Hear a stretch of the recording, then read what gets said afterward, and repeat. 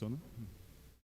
Recentemente eu voltei a ler os Evangelhos e teve uma passagem que me chamou muita atenção que eu gostaria de estar compartilhando aqui com os irmãos.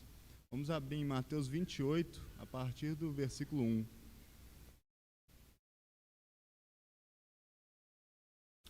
Os irmãos vão ver que é uma passagem que meu pai citou na semana passada. Eu tive que dar uma bronca nele, porque eu já estava falando com ele que eu ia compartilhar uma semana sobre isso, e ele foi falando na minha frente.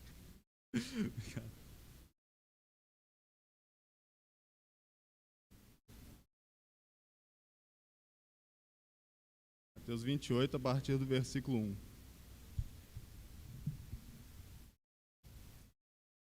Diz assim: Depois do sábado, ao nascer o primeiro dia da semana, Maria Madalena e a outra Maria foram ver o sepulcro.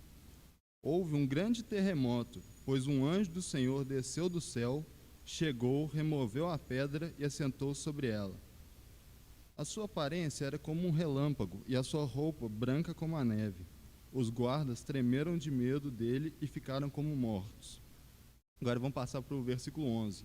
Fala assim: Quando alguns da guarda iam chegando à cidade, anunciaram aos principais sacerdotes todas as coisas que haviam acontecido.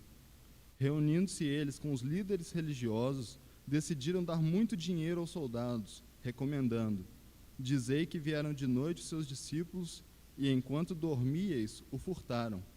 Caso isso chegue aos ouvidos do governador, nós o convenceremos e vos colocaremos em segurança. Eles, recebendo dinheiro, fizeram como estavam instruídos. E espalhou-se a história entre os judeus até o dia de hoje. Eu lembro que a primeira vez que eu li essa história foi com meu pai, eu era pequeno ainda, e eu lembro que eu fiquei bastante surpreendido com o que acontece aqui, porque não é uma história que me contaram na salinha, então eu não tinha conhecimento dela a primeira vez que eu li. Então, eu fiquei pensando, não, gente, como é que é possível, né, os mestres da lei entregarem dinheiro, darem dinheiro para não contar a verdade, né? E foi passando tempo, né, eu li algumas outras vezes essa história, só que essa última vez que eu li, um outro ponto me chamou bastante atenção, que foi um pensamento de como é que os líderes da lei, eles não veem que o Senhor Jesus era o Cristo que tinha que vir. Porque a gente vai lendo e a gente fica assustado, né, com tudo que está acontecendo.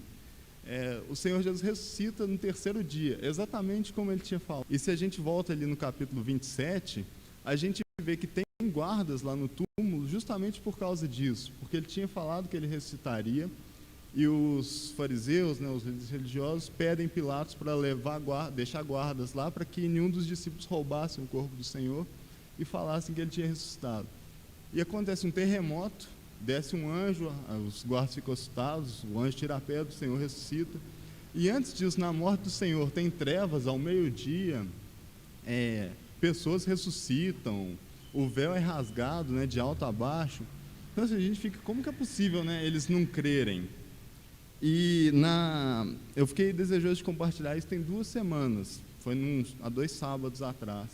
E eu lembro que no dia seguinte, o Pablo compartilhou, ele falou sobre o espírito de Jezabel, e teve um ponto que me chamou bastante atenção, que eu vi algumas semelhanças com essa situação, que foi quando ele estava falando de Jezabel, ele falou que, leu aquela passagem, né, nos lembrou aquela passagem de quando Elias fala que iria chover, né, Elias mata os profetas de Baal, e ele falou, né, que a cegueira, né, a obstinação de Jezabel era tanta, que ao invés dela ver ali que o Senhor estava ali com Elias, que o Deus de Israel era o verdadeiro Deus, ela fala que os deuses podiam fazer o que quisesse com ela se ela não matasse Elias no dia seguinte.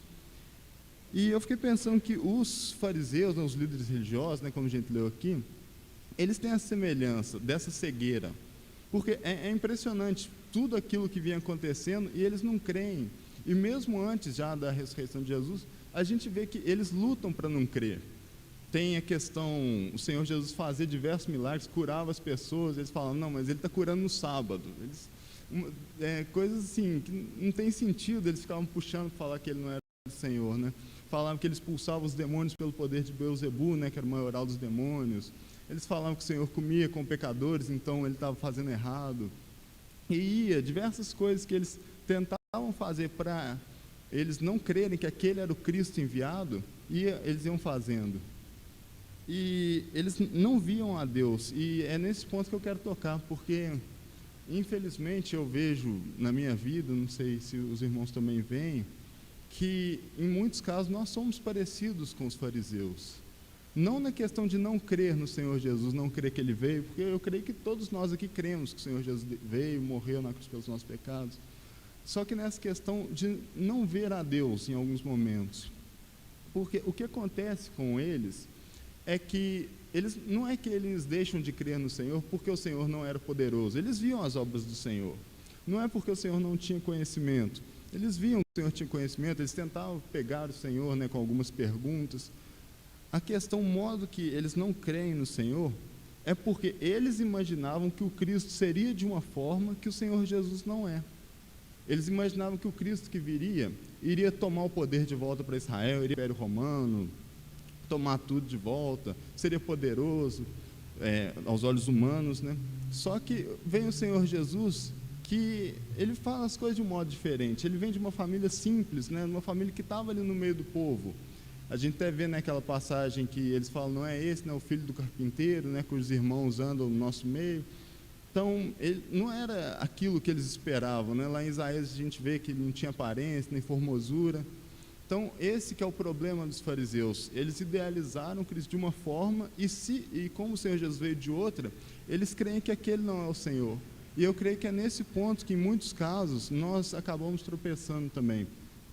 Porque nós passamos por algumas situações na nossa vida, questões de, talvez, desemprego, uma saúde ruim, a gente não tem a casa do jeito que a gente deseja, não tem o carro que a gente deseja, e diversas outras coisas, e a gente começa a pensar que talvez o Senhor não está com a gente.